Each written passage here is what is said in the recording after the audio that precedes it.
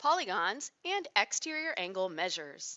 Our objective in this lesson is to be able to classify polygons and calculate interior and exterior angle measures in polygons.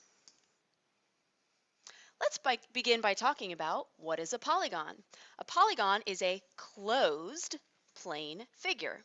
It is formed by 3 or more line segments. Think about what line segments are. They are straight, right? There are no curves. Therefore, a circle is not a polygon. Each endpoint of a side is a vertex, and no more than 2 vertices lie on a segment. Which of these figures are polygons? So if we look at this, we see line segment, line segment, line segment, line segment, line segment.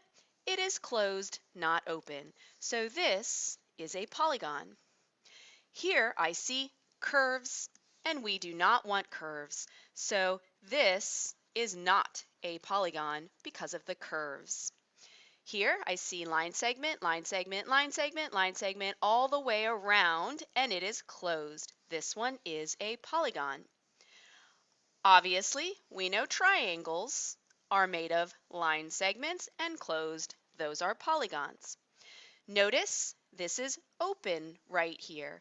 This is not a polygon because it is not closed. There are 2 kinds of polygons we're going to talk about. Mostly, we are going to be focusing on the convex polygon. In the convex polygon, no line containing a side contains an interior point. What that means is if we trace along any of the sides, the line, if we extend it, stays on the outside. It does not go on the inside. Like concave polygons, these are not convex. So if you see the concave polygons, any segment that I can find a segment, not any segment that I pick, but I can find a segment where when I trace the segment, it goes into the polygon. It goes in the interior of the polygon. So the convex polygon has no line going into the interior, like this triangle. If I trace along the side, it stays on the exterior. It does not go on the interior. Here's another example. If I trace along this side, it goes into the interior of the polygon. When we classify a polygon by the number of sides, what we're doing is we are naming. Classifying is naming the polygon by the number of sides.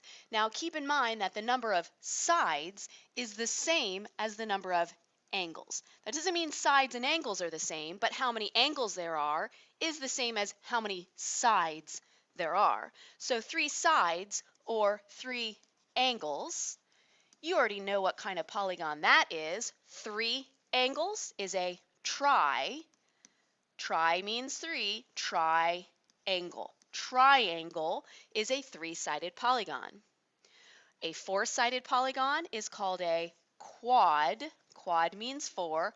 Quadrilateral. As you write these, make sure you are spelling them correctly. 5 sides is called a pentagon. Think of the big building in Washington, D.C. That's called the Pentagon. It is a 5-sided building.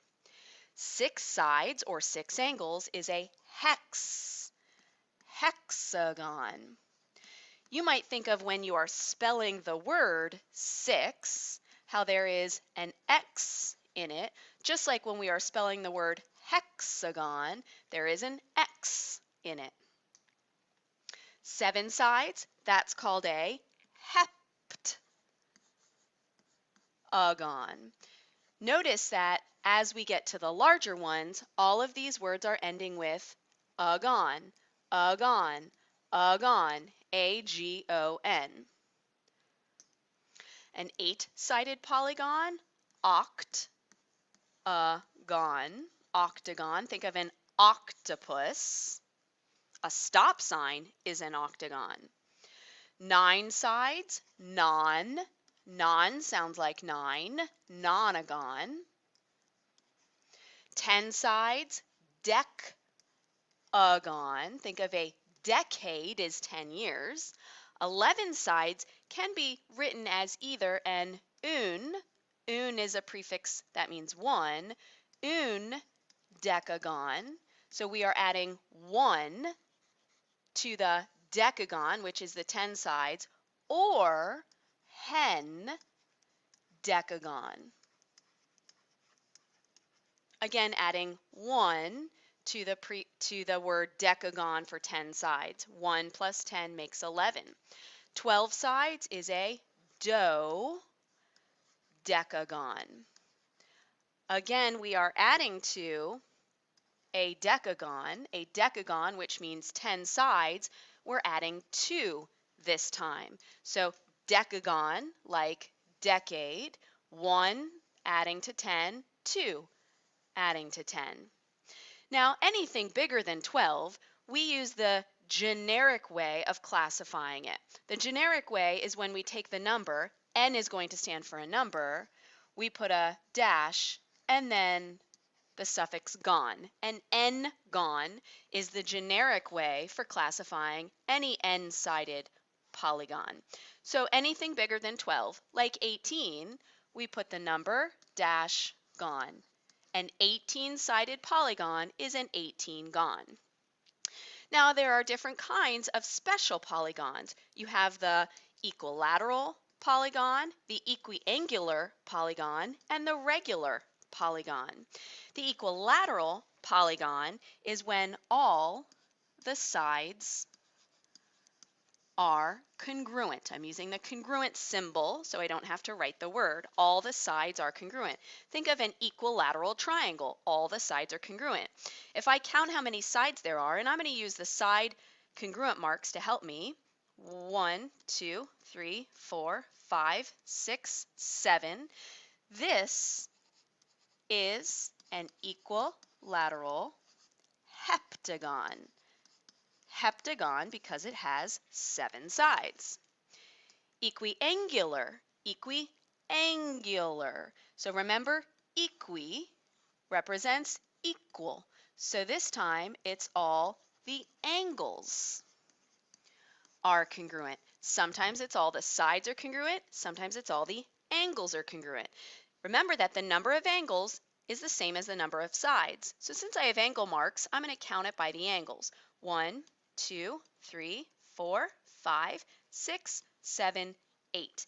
This one is an octagon. So because all the angles are congruent, we can call it an equiangular octagon.